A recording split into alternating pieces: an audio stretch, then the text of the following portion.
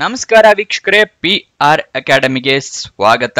ತಿಂಗಳಿಗೆ 2 ಲಕ್ಷಕ್ಕಿಂತ ಜಾಸ್ತಿ ಸಂಬಳ ಕೊಡುವಂತಹ ಕೆಲಸ ಇದಾಗಿದೆ. ಈ ಜಾಬ್ ಬಗ್ಗೆ ಡೀಟೇಲ್ಸ್ ತಿಳ್ಕೊಬೇಕಾ? ವಯೋಮಿತಿ ಏನಿರಬೇಕು, ಎಜುಕೇಶನ್ ಕ್ವಾಲಿಫಿಕೇಶನ್ ಏನ್ ಮಾಡಿರ್ಬೇಕು, ಅಪ್ಲಿಕೇಶನ್ ಹೇಗೆ ಹಾಕೋಬೇಕು, ಇದನ್ನೆಲ್ಲ ತಿಳ್ಕೊಬೇಕು ಅಂತ ಹೇಳಿದ್ರೆ ವಿಡಿಯೋನ ಕೊನೆ ತನಕ ನೋಡಿ. ವಿಡಿಯೋ ಶುರು ಮಾಡೋದಕ್ಕೆ ಮುಂಚೆ ಇನ್ನೂ ಚಾನಲ್ ಸಬ್ಸ್ಕ್ರೈಬ್ ಆಗಿಲ್ಲ ಅಂದ್ರೆ ಇವಾಗಲೇ ಸಬ್ಸ್ಕ್ರೈಬ್ ಆಗಿ ಪ್ರತಿದಿನನೂ ಗವರ್ನಮೆಂಟ್ ಮತ್ತೆ ಪ್ರೈವೇಟ್ ಸೆಕ್ಟರ್ ಜಾಬ್ ಡೀಟೇಲ್ಸ್ ತಿಳ್ಕೋಬಹುದು.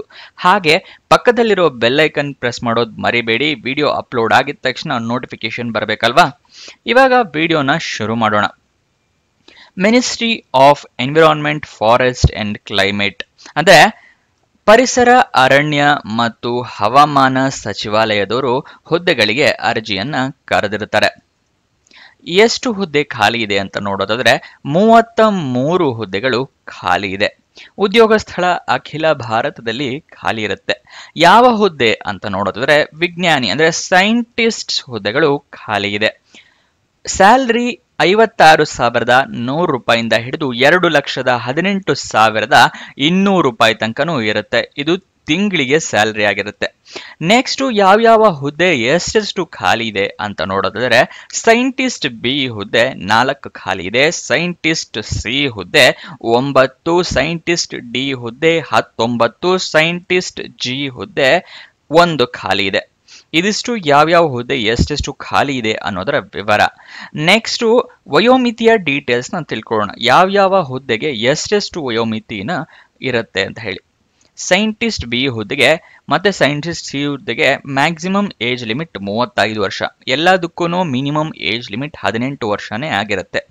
ನೆಕ್ಸ್ಟ್ ಸೈಂಟಿಸ್ಟ್ ಡಿ ಹುದ್ದೆಗೆ 40 ವರ್ಷ maximum age limit, minimum 18. Scientist G ಹುದ್ದೆಗೆ 18ರಿಂದ 50 ವರ್ಷ ವಯೋಮಿತಿಯ ಡೀಟೇಲ್ಸ್ ಇರುತ್ತೆ. ಆದ್ರೆ ಕೆಲವೊಂದು ಕೆಟಗರಿ ಅವರಿಗೆ ವಯೋಮಿತಿ ಸಡಿಲಿಕೆ ಕೊಟ್ಟಿದ್ದಾರೆ. ಯಾವ್ಯಾವ ಕೆಟಗರಿ ಅವರಿಗೆ ಎಷ್ಟೆಷ್ಟು ವಯೋಮಿತಿಯ ಸಡಿಲಿಕೆ ಕೊಟ್ಟಿದ್ದಾರೆ ಅಂತ ತೋರಿಸ್ಕೊಡ್ತಾ ಇದ್ದೀನಿ, ನೋಡ್ಕೊಳ್ಳಿ. SC ST ಕ್ಯಾಂಡಿಡೇಟ್ಸ್ಗಳಿಗೆ 5 ವರ್ಷದ ಸಡಿಲಿಕೆಯನ್ನ ಕೊಟ್ಟಿರ್ತಾರೆ. OBC ಕ್ಯಾಂಡಿಡೇಟ್ಸ್ಗಳಿಗೆ 3 ವರ್ಷದ ಸಡಿಲಿಕೆಯನ್ನ ಕೊಟ್ಟಿರ್ತಾರೆ.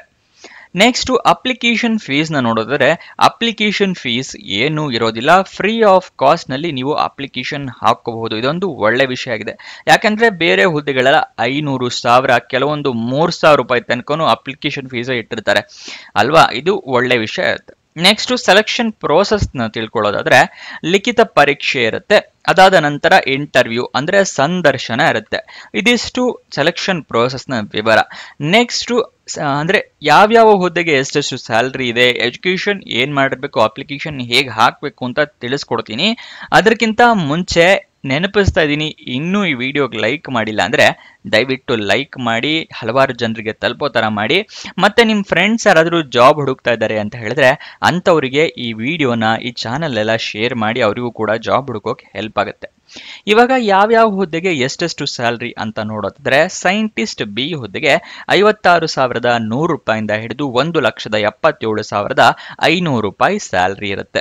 ಸೈಂಟಿಸ್ಟ್ ಸಿ ಹುದ್ದೆಗೆ 67,700 ರೂಪಾಯಿಂದ ಹಿಡಿದು 2,08,700 ರೂಪಾಯಿ ಇರುತ್ತೆ.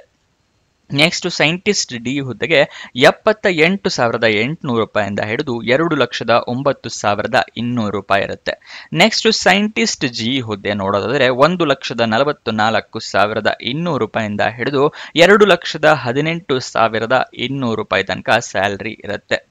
ಇದಿಷ್ಟು ಸ್ಯಾಲರಿ ಡೀಟೇಲ್ಸ್. ಬೇಕು ಅಂತ ಹೇಳಿದ್ರೆ ಇದನ್ನ ಸ್ಕ್ರೀನ್ ಶಾಟ್ ತಗೋಬಹುದು ನಿಮ್ಮ ರೆಫರೆನ್ಸ್ಗೆ.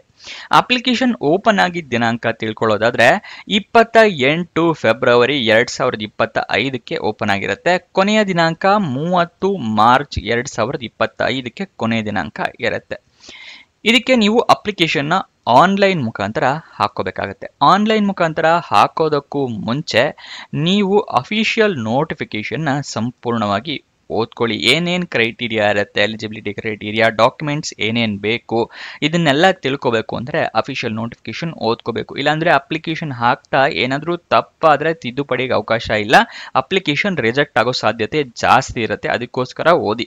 ಫುಲ್ ಓದಕ್ಕಾಗಿಲ್ಲ ಅಂದ್ರೆ ಶಾರ್ಟ್ ನೋಟಿಫಿಕೇಶನ್ ಕೂಡ ಅವರು ರಿಲೀಸ್ ಮಾಡಿದ್ದಾರೆ. ಶಾರ್ಟ್ ನೋಟಿಫಿಕೇಶನ್ ನ ನೋಡಿ.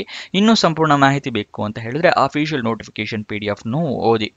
ಇದೆರಡು ನಿಮಗೆ ಎಲ್ಲಿ ಸಿಗುತ್ತೆ ಅಂತ ಹೇಳಿದ್ರೆ ಡಿಸ್ಕ್ರಿಪ್ಷನ್ ಡಿಸ್ಕ್ರಿಪ್ಷನ್ನಲ್ಲಿ ಟೆಲಿಗ್ರಾಮ್ ಚಾನಲ್ನ ಲಿಂಕ್ ಕೊಟ್ಟಿದ್ದೀನಿ, ಅಲ್ಲಿಂದ ಕ್ಲಿಕ್ ಮಾಡಿ ಟೆಲಿಗ್ರಾಮ್ ಚಾನಲ್ನ ಜಾಯಿನ್ ಆಗಿ. ಅಲ್ಲಿಂದ ನಿಮಗೆ official notification PDF, short notification PDF ಎರಡೂ ಅಲ್ಲೇ ಸಿಗುತ್ತೆ, ಅಲ್ಲಿಂದ ಡೌನ್ಲೋಡ್ ಮಾಡ್ಕೋಬಹುದು. ಪ್ರತಿ ಜಾಬ್ ಅಂದರೆ ಈ ವಿಡಿಯೋ ಅಂದರೆ ಈ ಚಾನಲ್ನಲ್ಲಿ ಹೇಳ್ತೀವಲ್ಲ ಎಲ್ಲ ಜಾಬಿಗೂ ಅಫಿಷಿಯಲ್ ನೋಟಿಫಿಕೇಶನ್ ಟೆಲಿಗ್ರಾಮಲ್ಲೇ ಇರುತ್ತೆ. ಸೊ ಅದನ್ನು ಜಾಯಿನ್ ಆಗೋದು ಮರಿಬೇಡಿ. ನೆಕ್ಸ್ಟ್ ಅಪ್ಲಿಕೇಶನ್ ಆನ್ಲೈನ್ ಅಂತ ಹೇಳಿದೆ ಅಲ್ವಾ, ಅದರ ಲಿಂಕ್ ಸ್ಕ್ರೀನ್ ಮೇಲೆ ತೋರಿಸ್ತಾ ಇದ್ದೀನಿ. MOEFCC recruitment.nic.in ಇದು ಅಪ್ಲಿಕೇಶನ್ ವೆಬ್ಸೈಟ್ ಲಿಂಕ್ ಆಗಿರುತ್ತೆ. ಅಫಿಷಿಯಲ್ ವೆಬ್ಸೈಟ್ ಅಡ್ರೆಸ್ ಈಗ ಹೇಳ್ತಾ ಇದ್ದೀನಿ, moef.gov.in ಇದು ಅಫಿಷಿಯಲ್ ವೆಬ್ಸೈಟ್ ಅಡ್ರೆಸ್ಸು. ಇದನ್ನ ನೀವು ಗೂಗಲ್ನಲ್ಲಿ ಸರ್ಚ್ ಮಾಡಿ ಆ ವೆಬ್ಸೈಟಿಗೆ ಹೋಗಿ ಬೇಕಾದ್ರೂ ನೀವು ಡೀಟೇಲ್ಸ್ನ ತಿಳ್ಕೋಬಹುದು. ನೆಕ್ಸ್ಟ್ ಅವರು ಹೆಲ್ಪ್ ಲೈನ್ ನಂಬರ್ನ ಕೊಟ್ಟಿದ್ದಾರೆ. ನಿಮಗೇನಾದರೂ ಕಷ್ಟ ಇತ್ತು ಅಪ್ಲಿಕೇಶನ್ ಫಿಲ್ಅಪ್ ಮಾಡೋದಕ್ಕೆ ಅಥವಾ ಏನಾದ್ರು ಡೌಟ್ಸ್ ಇತ್ತು ಅಂತ ಹೇಳಿದ್ರೆ ಈ ಹೆಲ್ಪ್ ಲೈನ್ ನಂಬರಿಗೆ ಕಾಲ್ ಮಾಡಿ ನೀವು ಡೀಟೇಲ್ಸ್ನ ತಿಳ್ಕೋಬಹುದು. 011-2081-9399 ಇದು ಹೆಲ್ಪ್ ಲೈನ್ ನಂಬರ್ ಆಗಿರುತ್ತೆ. ಬೇಕು ಅಂತ ಹೇಳಿದ್ರೆ ಇದನ್ನ ಸ್ಕ್ರೀನ್ ಶಾಟ್ ತಗೊಳ್ಳಿ ಅಥವಾ ವಿಡಿಯೋನ ಪಾಸ್ ಮಾಡಿ ಒಂದ್ಸಲ ಬೇಕಾದ್ರೆ ಬರ್ಕೊಳ್ಳಿ. ಓಕೆನಾ. ನೆಕ್ಸ್ಟ್ ಎಜುಕೇಷನ್ ಕ್ವಾಲಿಫಿಕೇಶನ್ ವಿವರ ತಿಳಿಸ್ಕೊಡ್ತೀನಿ. ಅದಕ್ಕಿಂತ ಮುಂಚೆ ಈ ಲಿಂಕ್ ಏನೋ ತೋರಿಸಿದ್ರಿ, ಆದರೆ ಇದನ್ನ ಲಿಂಕ್ ಕೊಡಿ ಎಲ್ಲಿಂದ ಸಿಗುತ್ತೆ ಅಂತ ಕೇಳಿದ್ರೆ ಡಿಸ್ಕ್ರಿಪ್ಷನಲ್ಲಿ ವಾಟ್ಸಪ್ ಚಾನಲ್ ಕೊಟ್ಟಿದ್ದೀನಿ, ಅಲ್ಲಿಂದ ಕ್ಲಿಕ್ ಮಾಡಿ ವಾಟ್ಸಪ್ ಚಾನಲ್ ಜಾಯಿನ್ ಆಗಿ. ಅಲ್ಲಿ ನಿಮಗೆ ಈ application link official website link ಎರಡನ್ನೂ ಅಲ್ಲಿಂದ ಕೊಟ್ಟಿರ್ತೀನಿ. ಓಕೆನಾ. ಈ ನಂಬರ್ ಬೇಕಾ ಅದನ್ನು ಕೊಟ್ಟಿರ್ತೀನಿ ವಾಟ್ಸಪ್ ಚಾನಲಲ್ಲೇ, ಅಲ್ಲಿಂದ ಕ್ಲಿಕ್ ಮಾಡಿ ನೀವು ಅಪ್ಲಿಕೇಶನ್ ಹಾಕ್ಕೋಬಹುದು. ಹಾಗೆ ಕಾಲ್ ಕೂಡ ಮಾಡಿ ತಿಳ್ಕೊಬಹುದು ಏನಾರ ಡೌಟ್ಸ್ ಇದ್ರೆ. ಓಕೆನಾ. ವಾಟ್ಸಪ್ ಚಾನಲ್ ಜಾಯ್ನ್ ಆಗೋದು ಮರಿಬೇಡಿ, ಎಲ್ಲ ಅಪ್ಲಿಕೇಶನ್ ಲಿಂಕ್ ಕೂಡ ವಾಟ್ಸಪ್ ಚಾನಲ್ನಲ್ಲೇ ಇರುತ್ತೆ. ನೆಕ್ಸ್ಟ್ ಎಲಿಜಿಬಿಲಿಟಿ ಡೀಟೇಲ್ಸ್ ಅಂದರೆ ಎಜುಕೇಷನ್ ಕ್ವಾಲಿಫಿಕೇಶನ್ ಏನು ಮಾಡಿರಬೇಕು ಅಂತ ತಿಳಿಸ್ಕೊಡ್ತೀನಿ, ಗಮನ ಕೊಟ್ಟು ಕೇಳಿ. ಮಿಸ್ ಮಾಡಿಕೊಂಡ್ರೆ ಮತ್ತೆ ಅಪ್ಲಿಕೇಶನ್ನಲ್ಲಿ ತಪ್ಪಾಗುತ್ತೆ, ಅರ್ಜಿ ಹಾಕೋದು ರಿಜೆಕ್ಟ್ ಆಗುತ್ತೆ. ಇವಾಗ ಎಜುಕೇಷನ್ ಕ್ವಾಲಿಫಿಕೇಶನ್ ತಿಳ್ಕೊಳ್ಳೋಣ. ಮಾಸ್ಟರ್ ಡಿಗ್ರಿ ಆಗಿರಬೇಕಾಗತ್ತೆ ಅಥವಾ PhD ಆಗಿರಬೇಕು. ಅದನ್ನು ಕೂಡ ನೀವು ರೆಕಗ್ನೈಸ್ಡ್ ಯೂನಿವರ್ಸಿಟಿ ಅಥವಾ ರೆಕಗ್ನೈಸ್ಡ್ ಬೋರ್ಡ್ ಇಂದ ನೀವು ಎಜುಕೇಶನ್ ಕಂಪ್ಲೀಟ್ ಮಾಡಿರಬೇಕಾಗತ್ತೆ. ಇದು ಎಜುಕೇಶನ್ ಕ್ವಾಲಿಫಿಕೇಶನ್ನ ವಿವರ. ನೆಕ್ಸ್ಟ್ ನೀವು ಡಾಕ್ಯುಮೆಂಟ್ಸ್ ರೆಡಿ ಮಾಡ್ಕೋತಾ ಇಲ್ಲಿ ವಯೋಮಿತಿ ಸಡಿಲಿಕೆ ಕೊಟ್ಟಿರೋದ್ರಿಂದ ನೀವು ಕಾಸ್ಟ್ ಸರ್ಟಿಫಿಕೇಟ್ನ ರೆಡಿ ಮಾಡಿ ಇಟ್ಕೊಳ್ಳಿ. ಯಾಕಂದರೆ ವಯೋಮಿತಿ ಸಡಿಲಿಕೆ ಇರೋದ್ರಿಂದ ಅದನ್ನು ಕೇಳ್ತಾರೆ. ನೆಕ್ಸ್ಟ್ ನಿಮ್ಮ SLC ಮಾರ್ಕ್ಸ್ ಕಾರ್ಡು, ID ಪ್ರೂಫ್ಗೆ Aadhaar card, PAN card, voter ID ಈ ಥರದನ್ನೆಲ್ಲ ರೆಡಿ ಮಾಡಿ ಇಟ್ಕೊಳ್ಳಿ. ಎಜುಕೇಷನ್ ಕ್ವಾಲಿಫಿಕೇಷನ್ಗೆ master degree certificate, marks card, PhDದು ಅಷ್ಟೇ ಸರ್ಟಿಫಿಕೇಟ್ಸು ಅವೆಲ್ಲನೂ ರೆಡಿ ಮಾಡಿ ಇಟ್ಕೊಳ್ಳಿ.